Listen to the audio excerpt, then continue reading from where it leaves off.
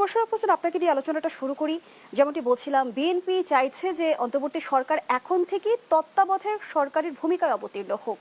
অন্তর্বর্তী সরকার আসলে কি কি করলে তত্ত্বাবধায়ক সরকারের ভূমিকা অবতীর্ণ হবে বলে মনে করেন? ধন্যবাদ আপনাকে, ধন্যবাদ আমার সহ আলোচক রেজাউল করিম রনি সহ দর্শক সবাইকে আমি শুভেচ্ছা জানাচ্ছি। আপনি দেখবেন অন্তর্বর্তীকালীন সরকারের আসলে কোনো নির্দিষ্ট মেয়াদ নাই। এরা যেমন রাষ্ট্র পরিচালনা করে এবং অনেক ক্ষেত্রে কিন্তু এরা নীতি নির্ধারণের কিছু সিদ্ধান্ত গ্রহণ করে থাকে। কিন্তু কেয়ারটেকার গভর্নমেন্টের ক্যারেক্টারটা হলো এটা শুধু রুটিন ওয়ার্ক করবে, শুধু রুটিন ওয়ার্ক করবে, নীতি নির্ধারণে কোনো সিদ্ধান্ত গ্রহণ করবে না।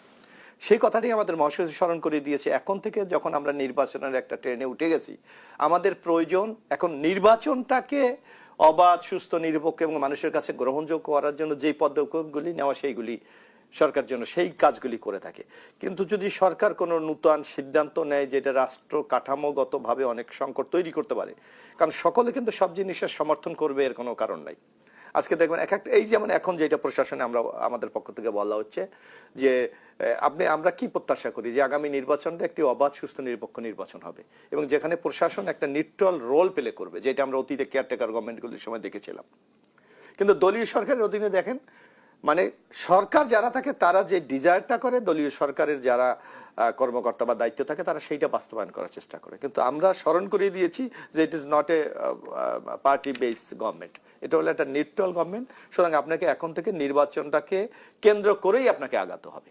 এইটাই আমাদের মহাসচিব জনাব মির্জা ফখরুল ইসলাম কালকে তার বক্তব্যের মাধ্যমে বোঝাতে চেয়েছেন।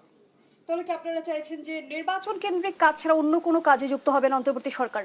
অন্য কোনো নীতি সিদ্ধান্তর ক্ষেত্রে যেন নীতি নির্ধারণের কোনো সিদ্ধান্ত নয়। যেমন এখন যদি সরকার মনে করে যে আমরা আগামী দিনে বাংলাদেশের উন্নয়নের জন্য এই একটা ব্রিজ করব, আমরা উন্নয়নের জন্য আগামী দিনে এই সিদ্ধান্তটা, এই যেমন এখন শিক্ষকদের একটা সংকট তৈরি হচ্ছে, আপনি দেখেছেন যে বেতন বাড়াতে হবে, কেউ বলছেন নতুন পে স্কেল দিতে হবে। এখন নতুন পে স্কেল দিতে হলে সেটা গভর্নমেন্টের যে পরিকল্পনা, সেই পরিকল্পনাকে অ্যাডজাস্ট করে কিন্তু করতে হয়, তাকে অর্থ বাড়াতে হবে, তাকে নানা প্রকল্প গ্রহণ করে মাধ্যমে এটা করতে হবে। কিন্তু এইগুলি না গিয়ে এখন জাস্ট একটা রুটিন গভর্নমেন্ট যা আছে, যা চলে, যেমন আপনার এই অনুষ্ঠানটা আপনি 6টা চালাবেন,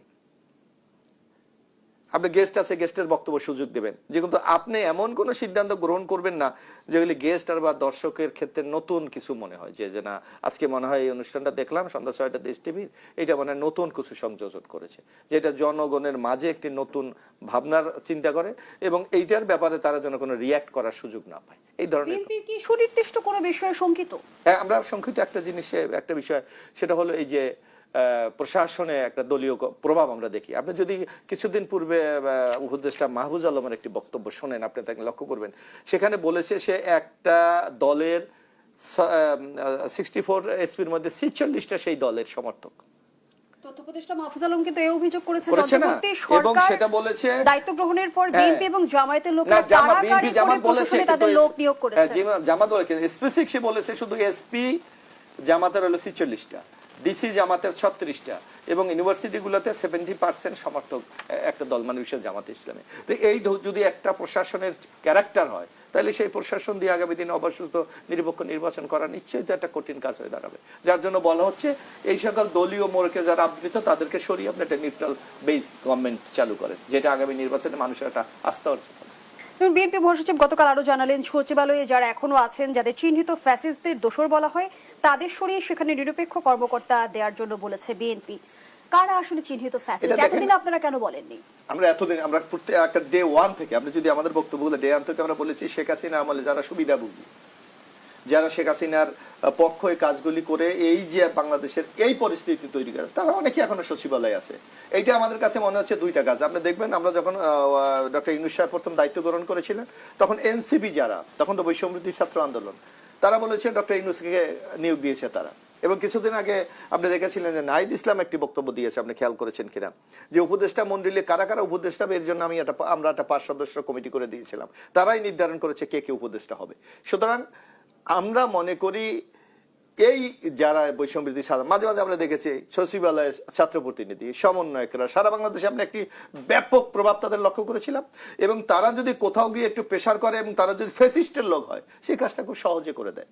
যার জন্য অনেক ক্ষেত্রে কিন্তু এই ফ্যাসিস্টদেরকে সরানো যায় নাই, কারণ কোন কোন মহলের বিশেষ সুবিধা লাভের জন্য। ধন্যবাদ।